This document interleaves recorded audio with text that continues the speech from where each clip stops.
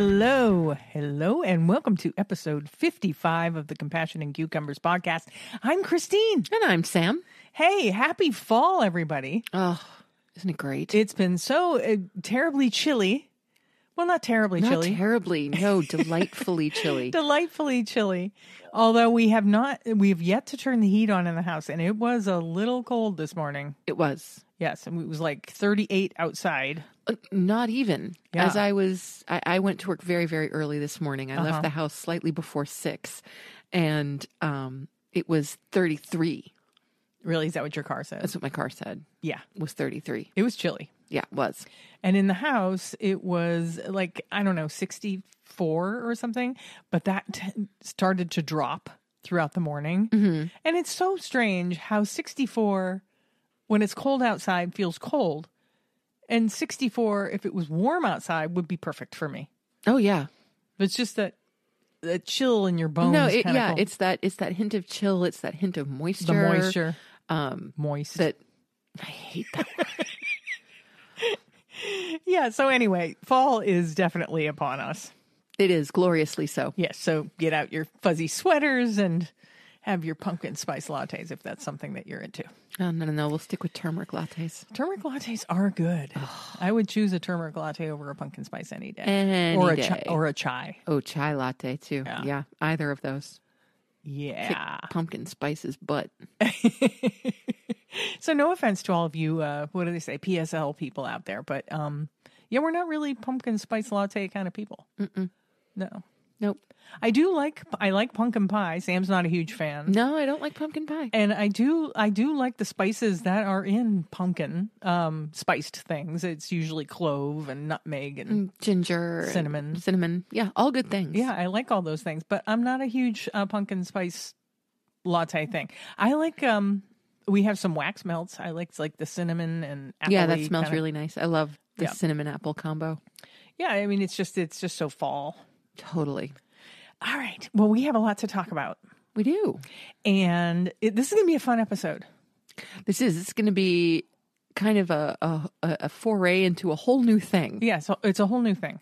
But before we get into that, I would like to talk about the recipe that we made.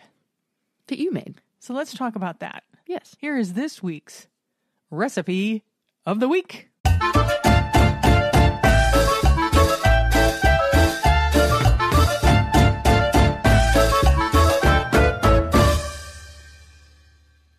So this week, I made another fun recipe out of the Power Plates cookbook by Gena Hamshaw, and she's of the Full Helping blog. Mm-hmm. She has a wonderful food blog, and check her out on Instagram. She's always posting beautiful pictures of her food and recipes on Instagram.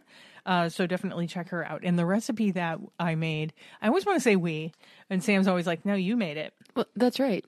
Because you're usually cooking while I'm at work, so I had nothing to do with it. I deserve no credit whatsoever. Oh, so the recipe that I made that was totally inspired by our farm share was coconut kale and lentil bowl with roasted delicata squash. Ugh. Yes.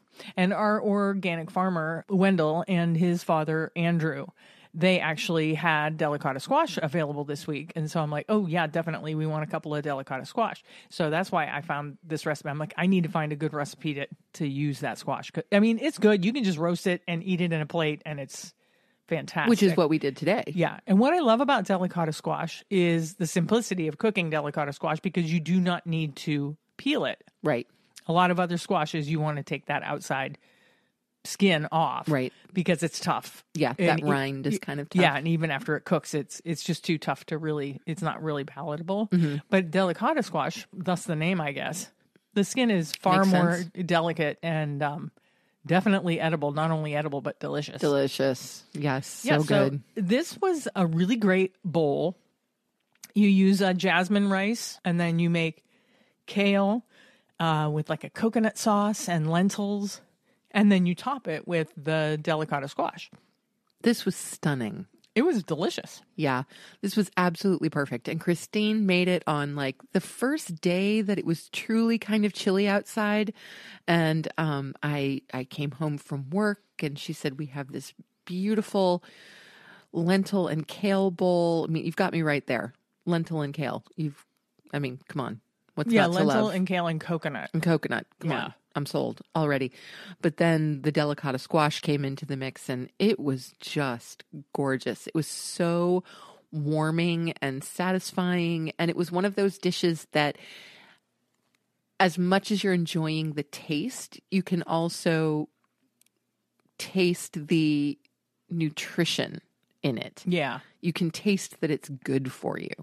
Yeah. And then, and anytime we use Wendell's vegetables, you can definitely taste the difference between. The difference is incredible. Yeah. So it was his kale. Yeah. And his delicata squash. Right. And was there anything else of his? There might have been onion. One of his onions. I think so. So yeah, it definitely bumps up the nutritive level. Like you can taste. Oh yeah, the freshness. You know? You can taste the care put into the vegetables and all of that good stuff. But it was a fantastic recipe. Yes, and this is. Thank you, Gena. This is a really simple recipe, but comes out really complex. Mm-hmm. It tastes like something that took you a lot longer than it takes to make. It's true. The flavors are quite complex. I love that in a recipe. Yeah. If you can get like tons of really developed flavor, but it didn't take me, all afternoon to make, I love that. Yeah, what's not to like? Yeah. Not that I mind recipes that take me all afternoon, because I do enjoy being in the kitchen and spending time making a recipe, but I'm always kind of fascinated by recipes like this that didn't take me a whole lot of time, but still have really good developed flavor. Yeah. So that was this week's recipe of the week from our Vegan Cookbook Challenge. Absolutely. And I look forward to having that one again, because that was really good. Yeah, it was good. Mm-hmm. Yeah, I'll keep the bookmark in there. Yes, please. I always bookmark all of the recipes that we make, and I put the episode number so that way, if I want to refer to them, I can, it's easy for me to say, oh yeah, we made this in episode such and such. Smart. And it's getting to the point where almost all of our cookbooks have a post-it with an episode number on it. I know there are a few that don't, though. Yeah, there are a few that don't. Because I know there are a few that I've bought for you that we have not investigated yet. Yep. And the recipe that we will be talking about next week that I just made yesterday, I know, time is weird.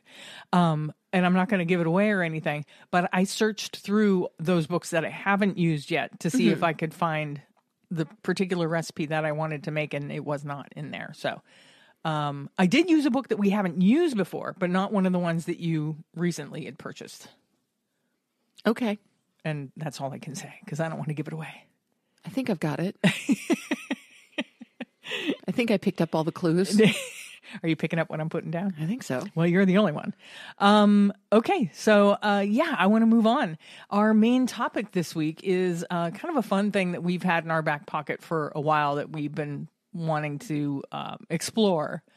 Because not only is it fun, but it also opens up a conversation about how vegans are seen in the media and such and such.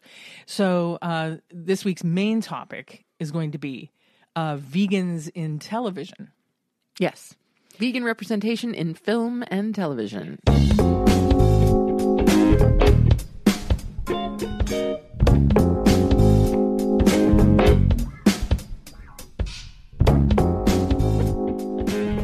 And I'm sure we'll touch upon some things that maybe episodes or shows that you're familiar with, and maybe some that you aren't. Yeah. I know I wasn't aware of some of these references initially. There was some things that I found when I was researching for this episode that I didn't realize. So yeah. So we're going to start off with a show that Sam and I love to watch, and hopefully some of you also love to watch. It's a show called How I Met Your Mother. Yep. Which is, it's in syndication now. It's no longer, they wrapped up years ago. Yeah. But it's a fantastic and funny show. Yes, this is one that Christine introduced me to a few years ago. I had not been at all familiar with it. Yeah. Even though it's one of my brother's favorites. Yeah. And I'm just so glad that she did, because it's one of those kind of lighthearted, easy to watch when you're looking for something that doesn't require a whole lot of thought. Right. Or energy. Yeah, when you're just looking for some kind of mindless humorous, but intelligently written. Very smart. Yes, the writing's very smart. Television. It's a good show for that. But they also allude to veganism a number of times. They do. Throughout throughout the series. And not always in a particularly positive way. Usually not so much. So, and you may find that that's kind of a theme. Yes. That there isn't a huge positive representation of vegans in television. Right. Especially in comedies, they seem to make us the butt of many, many jokes. Yeah. So the first episode of How I Met Your Mother, where they allude to veganism, it's not really the first, but the first one we're going to talk about is season 4, episode 5. It's called Shelter Island. Mm-hmm. The lamb here is supposed to be great. Oh, I'm a vegan. I wish I could tune out that moral voice inside me that says eating animals is murder. But I guess I'm just not as strong as you are. That's because you need protein. I'll have the lamb. Yeah, and in that clip, they are out to dinner. The character Ted, his fiancée Stella, and her sister are out to dinner. And Stella's sister is a vegan. Yes. And we're kind of made out, vegans are kind of made out to be a little snarky in that clip. Well, not snarky. Honestly, I think it's more self-important or superior. Yeah, I mean, I don't know. She stands her ground. She does. She stands her ground with Ted. And further along in the development of that character, she actually gets dumped by her boyfriend or fiance. Her fiance. And ends up eating meat again. Apparently, so much for her moral high ground. Right, exactly. Exactly. Yeah. So in this scene, obviously, she's coming across as quite judgy and quite morally superior. And while you may come across a vegan like that every now and again, it's certainly not the norm in my experience. Yeah. I find most vegans to be very inclusive of all types of people. Yeah, I mean, it's funny. It's kind of stereotypical that vegans are preachy and come off as superior or whatever. Yeah. I have yet to come across any vegans like that. Yeah, me too. So I don't know if it's just this kind of like caricature of vegans that's just kind of followed veganism around. Right. I think there's a misconception that vegans are that way. Mm-hmm. Now I can't remember how. No, sorry. I said I think there's just a general misconception in media at large that vegans tend to be judgmental or preachy or self-important, and I don't think that's the case. Yeah, in general. mean, I don't really know where that comes from because, like I said, I haven't met anybody like that. Maybe I don't know. Maybe because this happens a lot in media. Maybe it's a West Coast thing.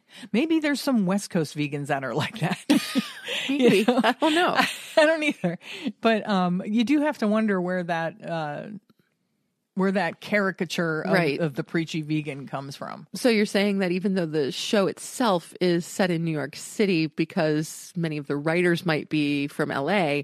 Yeah, I'm sure that that is carrying over. I'm sure they filmed in LA. Oh, yeah. Okay. That's an interesting thought. I never considered that. Yeah. So I really don't know if it's maybe a cultural thing, like a West Coast vegan cultural I don't know. thing. I don't know. But it's definitely a stereotype. It certainly is, because you're going to find that carries through a lot of the examples that we'll be talking about. Yeah. And so let's move on to the next example in How I Met Your Mother. How I Met Your Mother, season 3, episode 20, an episode titled Miracles, where Ted bashes his fiancée Stella's brother for being vegan. No, brother-in-law to be. Right.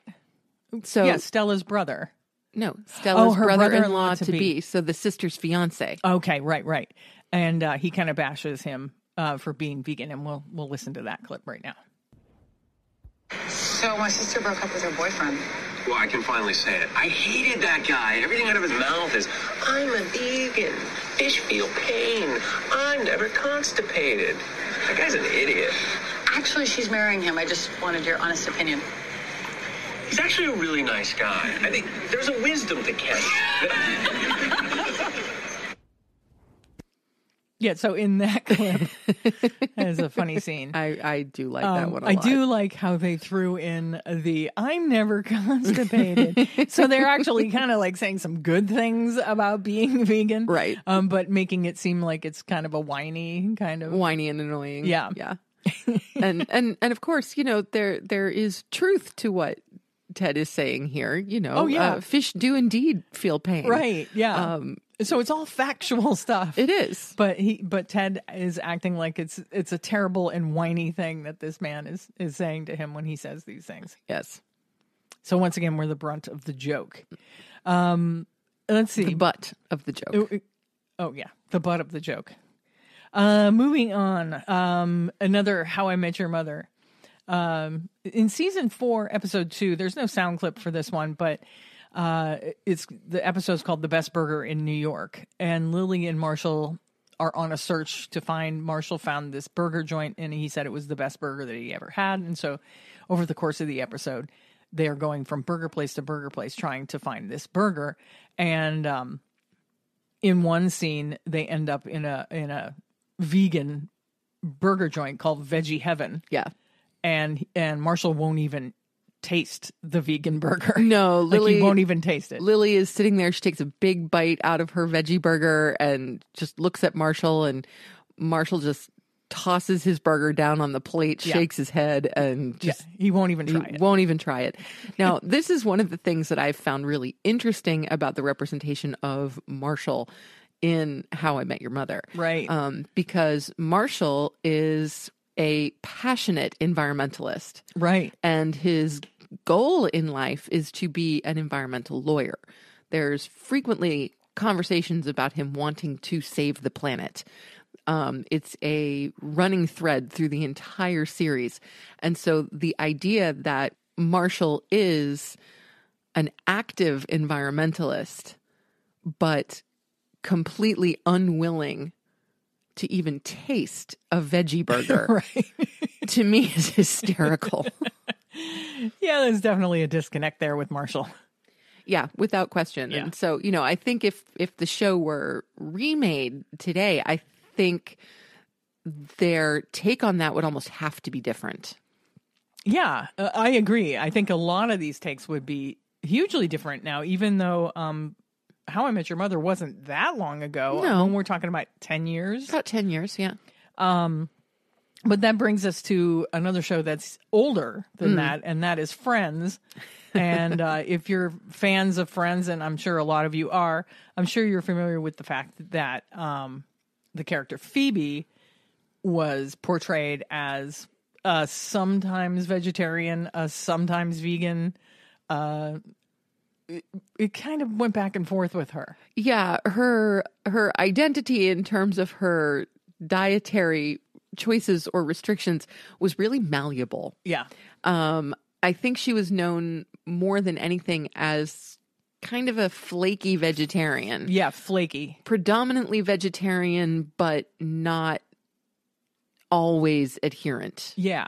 Like they made her character vegetarian, I think, just to kind of put a wrapper on the fact that she was kind of hippy dippy, crystals. Oh yeah, talks to ghosts and stuff like that. Yeah, exactly. She's a massage therapist. Just all of these things. She's kind of a clairvoyant of sorts. Right. She just operates on a different vibration than the rest of the Friends do. But her veganism and vegetarianism was turned on and off several times. Oh yeah, throughout it's incredibly inconsistent. Yeah, but one of the best scenes I think that illustrates Phoebe's veganism or vegetarianism, however it plays out, is the episode, the one with the blackout, season 1, episode 7, where she sings a little song. Yeah, this is a good one. While New York is down in a blackout. Yeah. So we'll listen to that clip right now.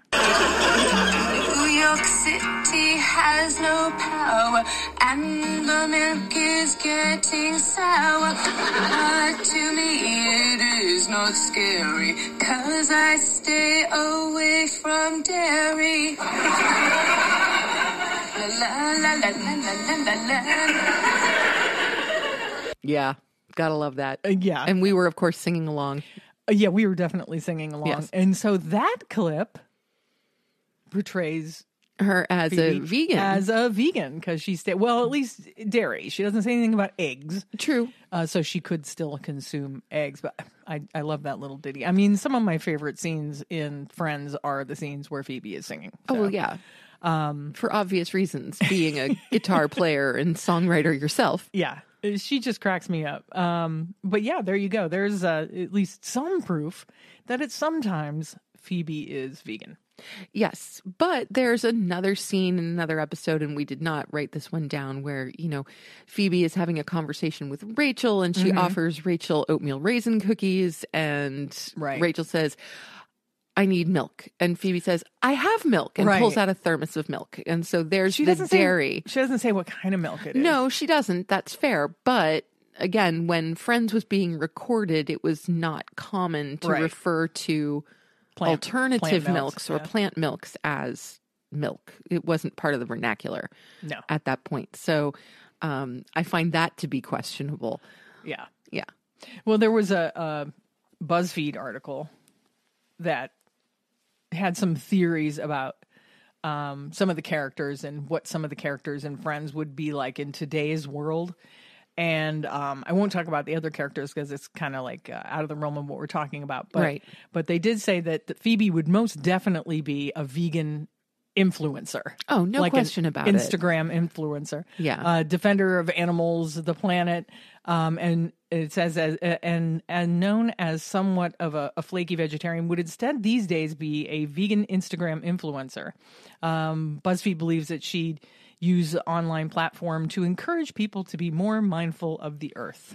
Yeah, that tracks for me. Yeah, I think so too. I have a feeling that would in fact be the case. Yeah. Phoebe is certainly the most aware of environmental issues, and is the most, I think, connected to the natural world in a way. So yeah, that makes perfect sense to me. Her character was known to say things such as she claimed not to eat any food with a face. Yep. And then she ate meat when she was pregnant during the series. Yes. After the character Joey promised that he would abstain from meat on her behalf. Right. So it just evened out. Right. Yeah, it was a zero-sum argument. Yep. There was also the thing with the fur coat. Oh, yeah. Phoebe, inherited a fur coat.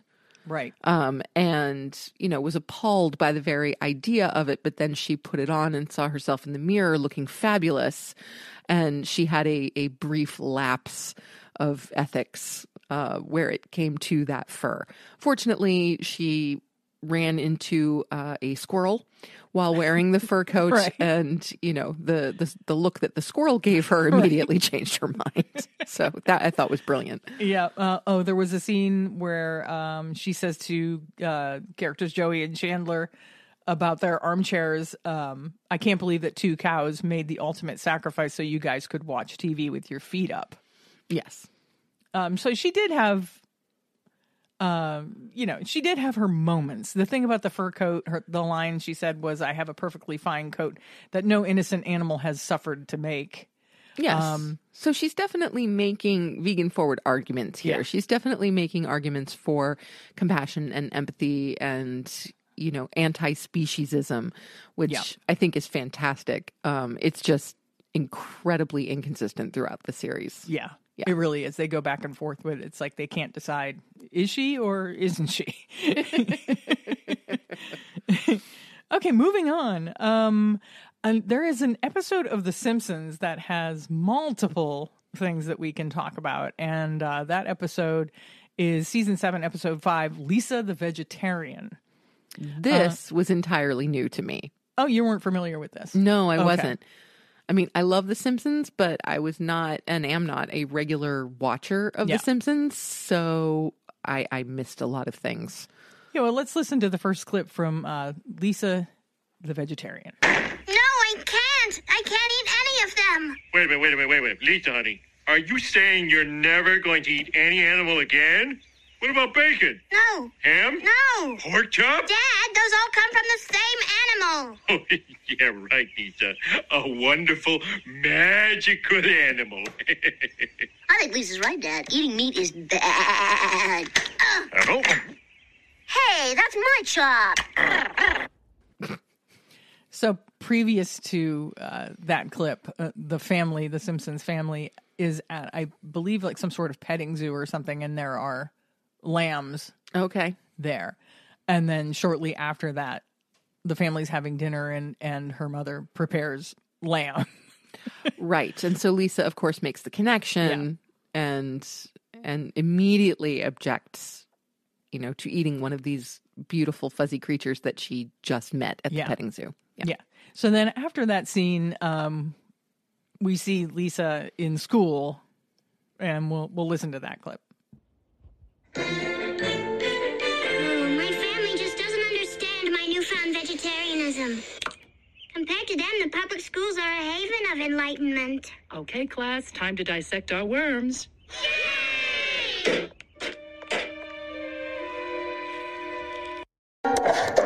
Miss Hoover, I don't think I can dissect an animal.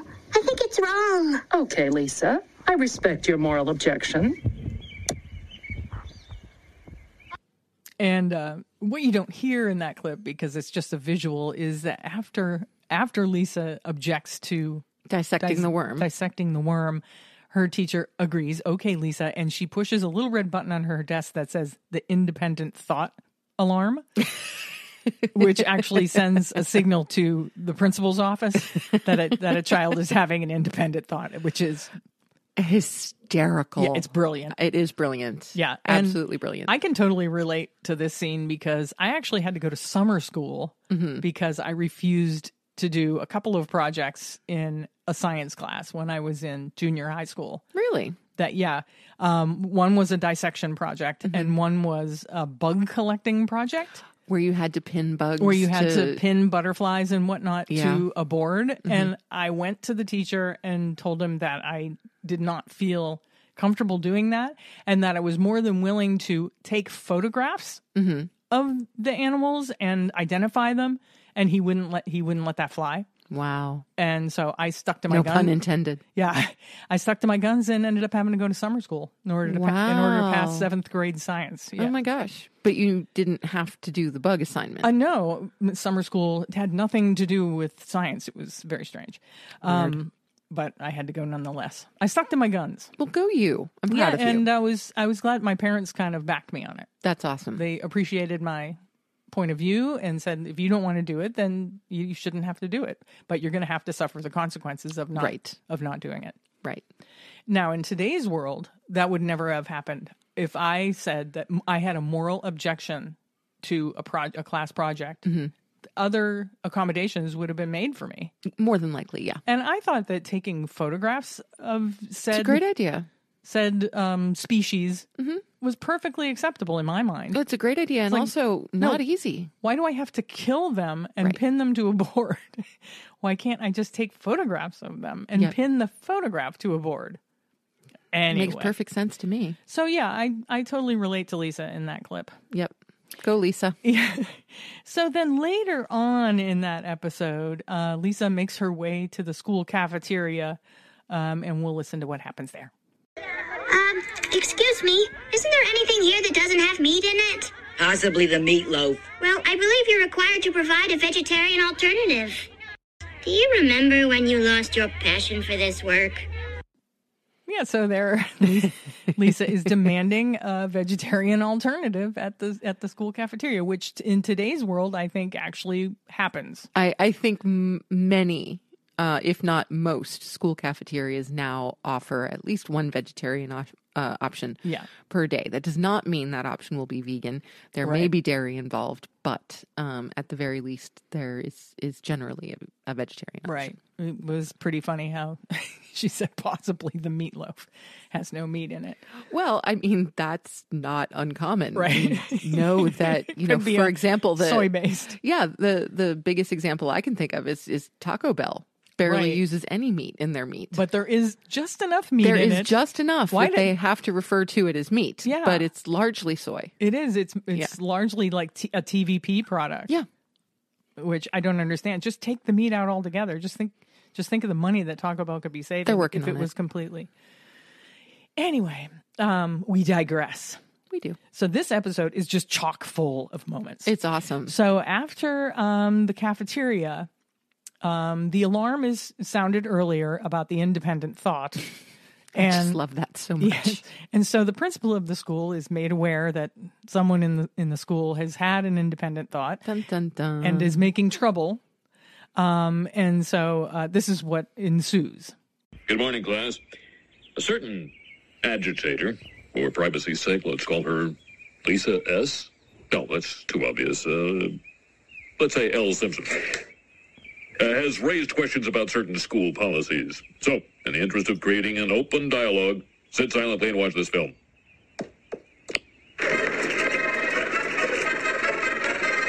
Nothing beats a stroll in cattle country. Hi, I'm Troy McClure. You may remember me from such educational films as 2 minus 3 equals negative fun and Firecrackers, the Silent Killer. Mr. McClure? Oh, hello, Bobby. Jimmy, I'm curious as to how meat gets from the ranch to my stomach. Whoa. Slow down, Jimmy. You just asked a mouthful. It all starts here in the high-density feedlot. Then when the cattle are just right, it's time for them to graduate from Bovine University.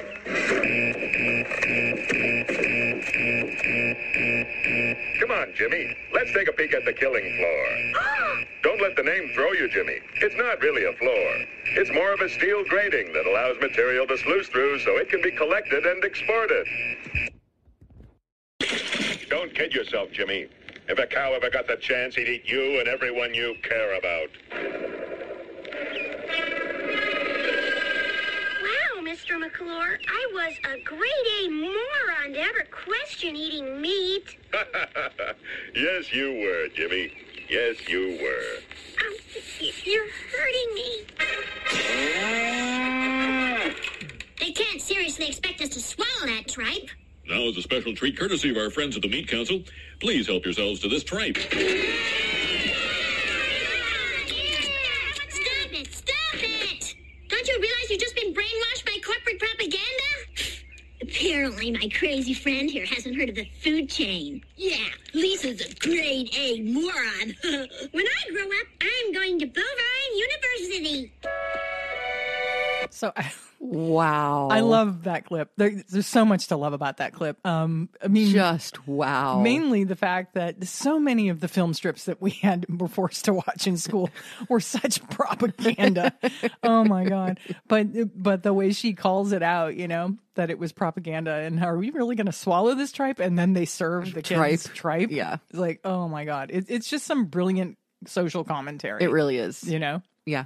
Absolutely love it. Yeah, the whole independent thought policing and all that. It's just this really great statement of how children are raised to think these things. And we are with the milk in the schools. And absolutely. It says so much. This episode just says it touches on so many aspects while making fun of vegetarianism and veganism.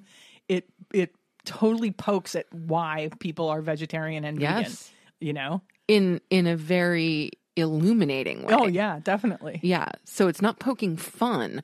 I feel like it's making fun of it in order to support it. Yeah, bring it to light. And to bring it to light. Yeah. It's kind of brilliant. So then Lisa's at the end of her rope, and she kind of gives up hope of being able to maintain a vegetarian or vegan lifestyle. So she makes her way to the local convenience store, and we'll listen to that clip now. The whole world wants me to eat meat. I can't fight it anymore. There! Is everybody happy now?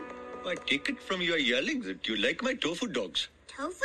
Oh, yes. No meat whatsoever, and only thrice the fat of a normal hot dog. I made the switch, and nobody noticed. But why, Apu? Because I'm a vegetarian. Haven't you ever seen my T-shirt? That's cute. Yeah. Let me show you something, Lisa. Wow, a secret staircase. But what do you do if somebody wants a non-alcoholic beer? You know it's never come up. I know it is not easy to be a vegetarian, Lisa. That's why I ran away from home. What? She's leaving home? Wow, Paul McCartney. I read about you in history class. But where's your wife, Linda? Right here, Lisa. Whenever we're in Springfield, we like to hang out in Apu's garden in the shade. We met him in India years ago during the Maharishi days. Back then, I was known as the fifth Beatle. Sure you were, Apu. You know what, Lisa? Paul and Linda are vegetarians too. In fact, Linda has her own line of vegetarian entrees. Apu, I'm sure the last thing they want to talk about is... We weren't satisfied with the other vegetarian meals on the market. You'd be surprised how often you'd find a big hunk of pork in them. Ew. Linda and I both feel strongly about animal rights. In fact, if you play Maybe I'm Amazed backwards, you'll hear a recipe for a really ripping lentil soup. When will all those fools learn that you can be perfectly healthy simply eating vegetables, fruits, grains, and cheese? Ooh, cheese. You don't eat cheese, Apu? No, I don't eat any food that comes from an animal. Oh, then you must think I'm a monster. Yes, indeed, I do think that. But I learned long ago, Lisa, to tolerate others rather than forcing my beliefs on them. You know, you can influence people without badgering them always. It's like Paul's song, live and let live. Actually, it was live and let die. Well, whatever. It had a good rhythm. I guess I have been pretty hard on a lot of people. Especially my dad. Thanks, you guys. Hi, Dad. Looking for me? I don't know. Are you looking for me? Oh, Lisa, I was looking for you. I wanted to apologize. I don't know exactly what went wrong, but I know it's always my fault. Actually, Dad, this time I was wrong. Too. Huh. While I was gone, I got some really good advice from Paul and Linda McCartney. Rock stars. Is there anything they don't know? I still stand by my beliefs, but I can't defend what I did. I'm sorry I messed up your barbecue. I understand, honey. I used to believe in things when I was a kid. Come on, I'll give you a piggyback ride. A veggie back ride home. Yeah, so that's a great scene. It is. With Paul and Linda McCartney, and that Beautiful. is actually Paul and Linda McCartney in that scene. And a funny little bit of trivia: Paul McCartney refused to voice that character unless they agreed that Lisa Simpson's character would remain vegetarian throughout the series of The Simpsons, which we know went. I don't know. Is it still going? It's still going. We're at almost 30 years now? Something like that, yeah. Yeah.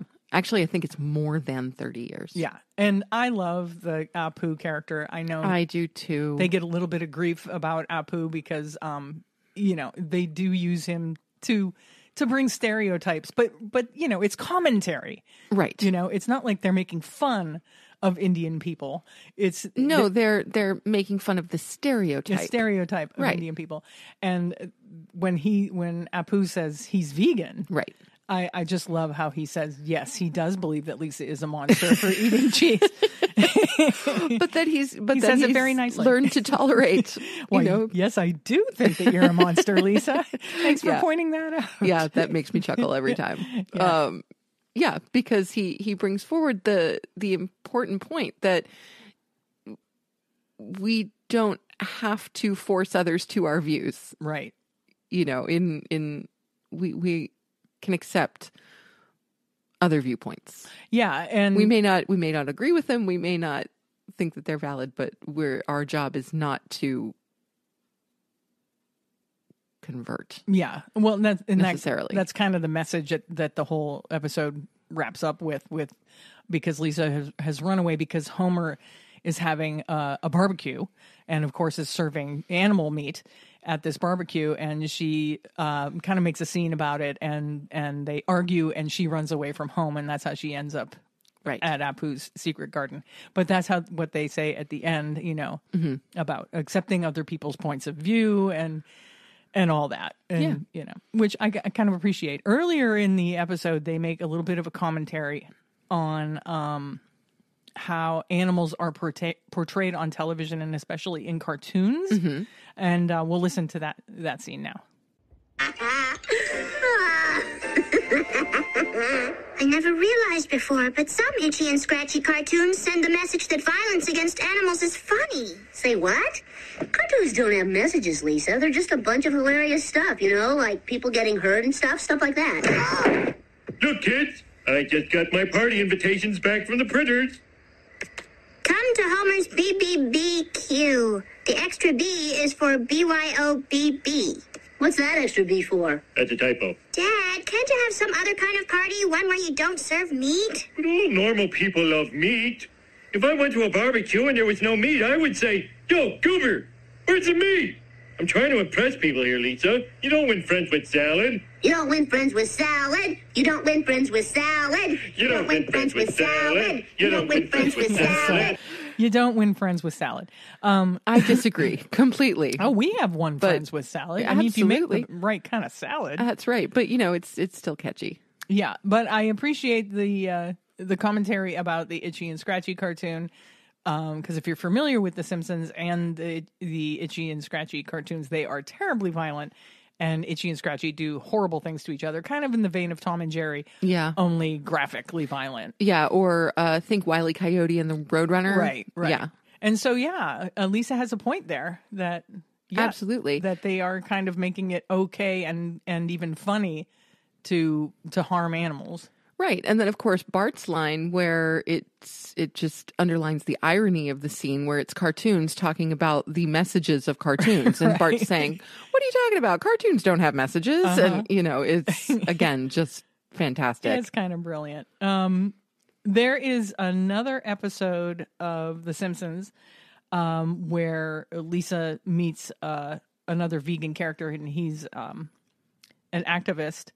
That is episode, what is it? Oh, episode 4 in season 12. The episode is titled Lisa the Tree Hugger. And Lisa meets this gentleman in jail, of all places. And let's listen to that. My name's Lisa Simpson. I think your protest was incredibly brave. Thank you. This planet needs every friend it can get. Oh, the Earth is the best. That's why I'm a vegetarian. Well, that's a start. I was thinking of going vegan. I'm a level 5 vegan. I won't eat anything that casts a shadow. Wow. I started an organic compost pile at home. Only at home? You mean you don't pocket mulch? Oh, it's so decomposed. Do you think I could join Dirk first? Well, we might have an opening at the poser level. Oh, thank you. Okay, so in that episode, they do portray vegans as smug. Oh, yes. And self-important. Yes. Yes, the level 5 vegan is definitely smug. Like, what is a level 5 vegan? Oh, I have no idea. Level 5 vegans don't eat anything that casts a shadow. So what does he eat? I got that, but that leaves nothing. Well, I mean, unless it's cloudy all the time where he lives. Fair point. So, yeah, but just the derision with which he speaks to Lisa, about her vegetarianism and her considering going vegan and her starting of the compost pile, and all of which obviously are very positive things. And he's just looking down his cartoon nose. You at only her. have a compost pile at home? You mean you don't pocket mulch? Right. Yeah. Like, come on. Come on. Yeah, he's a little ridiculous. And then when Lisa wants to join his cause, he says that there may be openings at the poser level. Which again is just kind of ironic because, I think you and I would probably hear something like that or see someone treating someone like that and go, whoa, okay, that's the poser right there. Right. Is the level 5 vegan, not the one who is genuinely trying to do what they can. Yeah. Yeah. So that's The Simpsons. And of course, Lisa is vegetarian throughout the entire series. And there are other small scenes in many, many episodes where they discuss her vegetarianism. Yep. And she was always my favorite Simpsons character anyway. Yeah, mine too. Love her. Yeah. Yep. She's great. Well, she's the voice of reason on The Simpsons. She's the only one with a brain, Well, really. her and Maggie the baby. Oh, I love Maggie. Maggie the baby is also a voice of reason, which is hysterical. Yes. Let's see. Moving on. Sticking to in the cartoon vein, there is an episode of South Park. Don't know if we have any South Park fans out there. Season 6, episode 4. It's called "Fun with Veal," where the South Park gang decides to save some baby cows from a veal farm. Let's listen to a clip from that. Hello, boys and girls. My name is Rancher Bob. I'm pleased to show you all the wonderful world of beef. This is where we turn the cows into steaks and burgers. And in here, boys and girls, we have our veal ranch. You see, with veal, the whole key is keeping the cows chained so they can't walk around or get any exercise. Wait a minute. Veal is little baby cows? Dude, we gotta help them. Will you help us? Yes. Yes, I will. Don't be scared, little baby cow. We're here to set you loose. Hey, I'm doing it to save little baby cows. I'm not gonna stop eating meat altogether. If you don't eat meat at all, you become a pussy. That's fine. You guys can live off of flesh. I'm never eating meat again. Barricaded themselves inside a room with 23 live infant cattle. This validates everything that we're doing. If we're making the news, then this is obviously important to people. We're with you, boys. Your message is real and your fight is just. We saved some baby cows from being eaten, and now we're no good, dirty, goddamn hippie. The game is over. We're sorry, cows. We tried. We tried. I got your cattle back for you. Since the word veal was officially changed to little tortured baby cow, the market has gone dry. Yeah, it's a great episode. Yeah, and that clip is pretty awesome on a number of levels. Yeah, so they bring these baby cows to one of their bedrooms. They have them in their bedroom, like 10 baby cows, and they call in like a negotiator, right? Because the boys go on strike. They won't eat or anything until their demands are met, and their final demand was that veal must now be called dead baby cow. Right. Yes. And I think that really hits at the heart of the issue, that, of course, the animal agriculture industry does not refer to beef, veal, chicken, pork, etc., as the animal, the dead animal that they come from, with the exception of chicken. But even then, because it's so hyper packaged and processed, it it loses that connection to the live animal. And so I agree with this concept that if we did start calling veal tortured baby cow, or dead cow, dead pig, those kinds of things, I think the market would dry up pretty quick. Yeah. I can relate to this episode and what the boys did, because when I was young, one of my favorite things as a child was my mother used to make like a veal scallopini. Mm-hmm. And I had no idea what veal was. Right. And the day I found out was the last day I ever had that. I'm sure. I'm like, what? This is baby cow? That's terrible. Yeah. Well, lamb is kind of a exception to that, because lamb is lamb. Yes. But they don't call it baby sheep. No. If they called it baby sheep, people might not want to eat it so much. They don't call it murdered baby sheep. Right. Yeah. Yeah, but kudos to the boys and their efforts to save the baby cows. Absolutely. What else do we got? We don't really have any more clips per se, but I did want to mention some other vegan or vegetarian characters.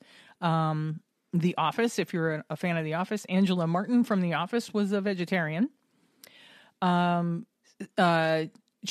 from The Good Place, which is a series with, who was the guy from Cheers?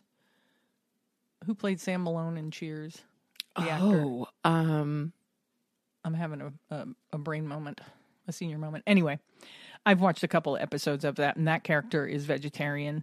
Aria Montgomery from Pretty Little Liars is a vegan. I'm not familiar with that show, so I don't know how she is portrayed or how her veganism comes into play in the show. Yeah, I'm not familiar with that one either. Yeah. Spock from Star Trek was vegetarian. Yes. Apparently all the Vulcans are vegetarians. Go Vulcans. Yeah. Gale from Breaking Bad, who was a character on Breaking Bad. He was one of the assistant meth cooks.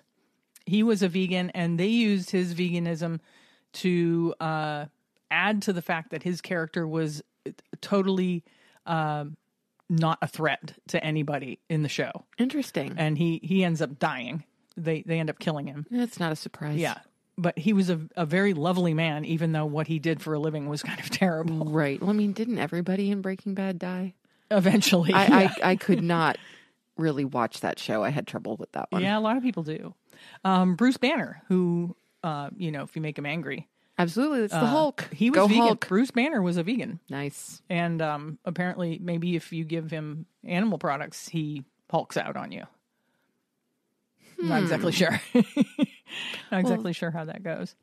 The series Bones, the title character, Temperance Bones Brennan, was a vegan.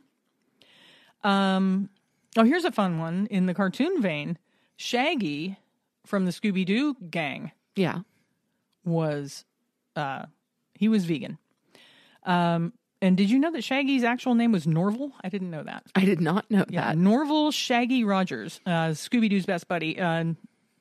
Turns out that the supernatural threat fighter and slacker, the original voice actor, Casey Kasem, was vegan and pro-animal rights. And he approached the show's producers and insisted that Shaggy be vegan or else he would walk. That's awesome. Yeah. Go Casey Kasem. Yeah. So I don't know if the Scooby snacks were also vegan. Well, I have a feeling they would have to be. I mean, if Shaggy was vegan, he'd be buying vegan Scooby snacks. Yeah, he wouldn't be giving Scooby snacks that had animal products in them. No, definitely not. I wouldn't think. Mm-mm. Although, Shaggy ate a lot of sandwiches. I wonder what was in those sandwiches. Tofurkey slices, I guess. Was Tofurkey around then? Yeah, I think so. In the 70s? Maybe. This is an excellent question. Yeah, not sure. More research is required. What actually was in Shaggy's sandwiches?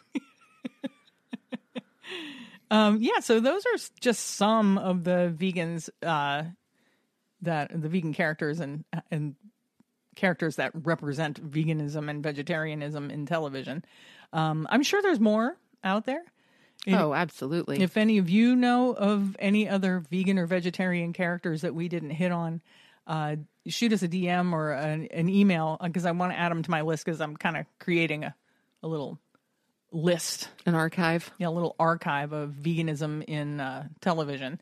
And then we move on to veganism in movies. I don't know, I don't know if there's enough characters in movies that are vegan or vegetarian. I don't know. We'll have to go searching. Yeah. We'll find out.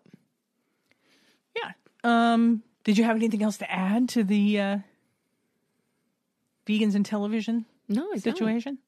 Although, thank you for that really fun kind of ride through. Yeah, it's just kind of a cavalcade of TV. Vegan and vegetarian characters in television. Yep. And still my favorite is Phoebe's song. You do. You just gotta love Phoebe. You do. You really do. Every time she breaks into song, I just crack up. For good reason. All right. Well, let's move on to some housekeeping then. All right. Let me pull up my show notes here, or my outline. Okay, moving on to housekeeping. All right. We wanted to just read one of our reviews that we got. Wanted to shout out some people that are giving us reviews, and so we're going to start doing that. Sure are. So you want to read one? Sure. So this is coming from Kristen Sim, and it's from back in September. She gave us Christine's requested 5 stars. So, thumbs up for that. Thanks, Kristen. Thank you indeed. And the review says, I started listening to this podcast right after Western New York Veg Fest and never looked back. I know Christine and Sam said not to listen to the older episodes, but I loved them and so glad I did. They are a delight to listen to every week. I hope to see them at Central New York Veg Fest. Keep being amazing. Oh, thank you so much, Kristen. That's Thanks, awesome. Kristen. And yes, I hope we get to see you at the Central New York Veg Fest. We will be there. Yeah, we'll be there. We're not vending or anything, but if you see us, definitely come up and say hi. Yes, we will try to make ourselves obvious in some way. Well, we did meet Kristen at the Western New York Veg Fest, so. Oh, awesome. Yeah.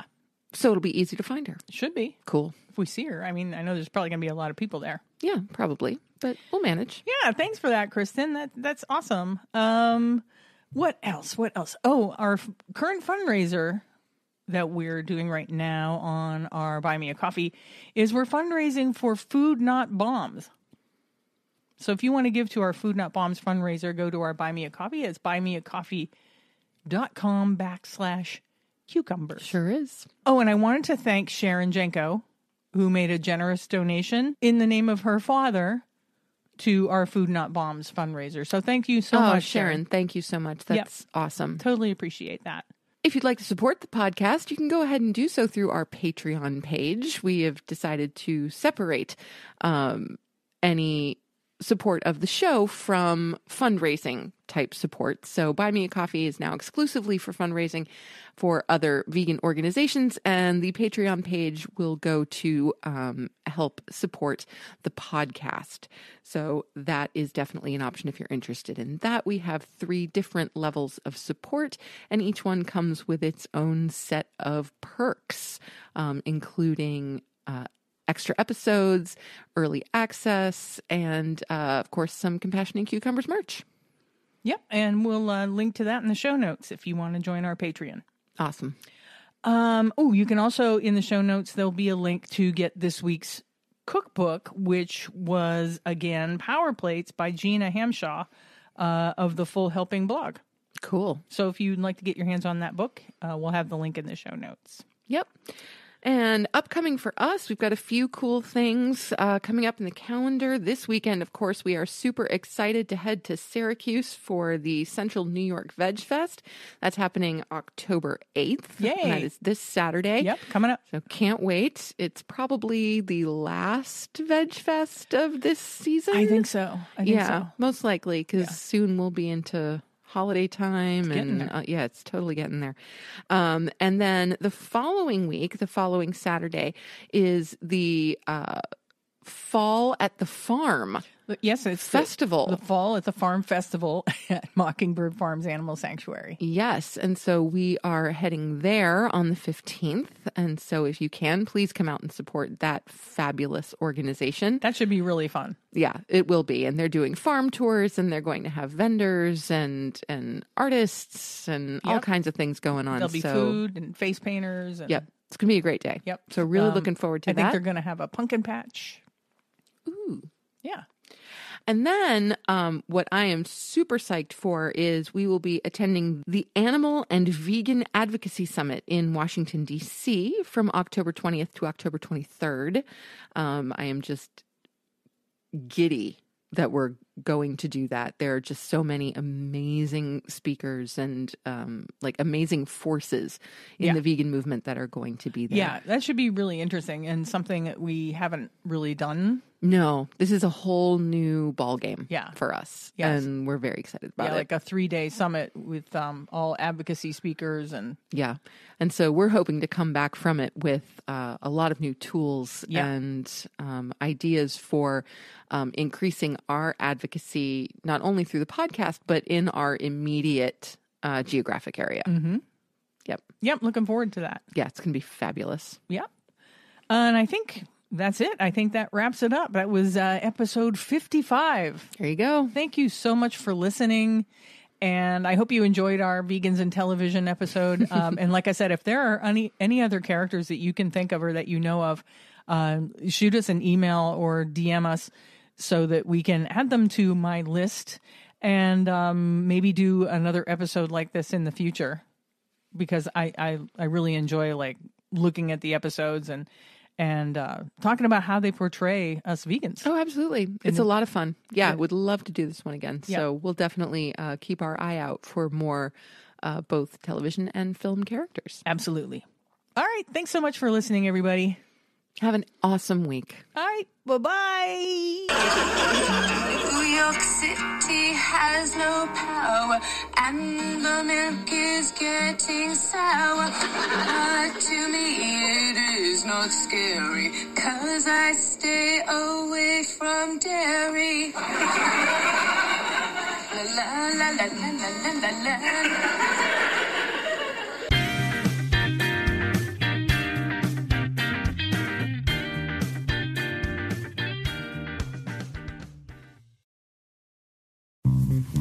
Do you want to support the Compassion and Cucumbers podcast?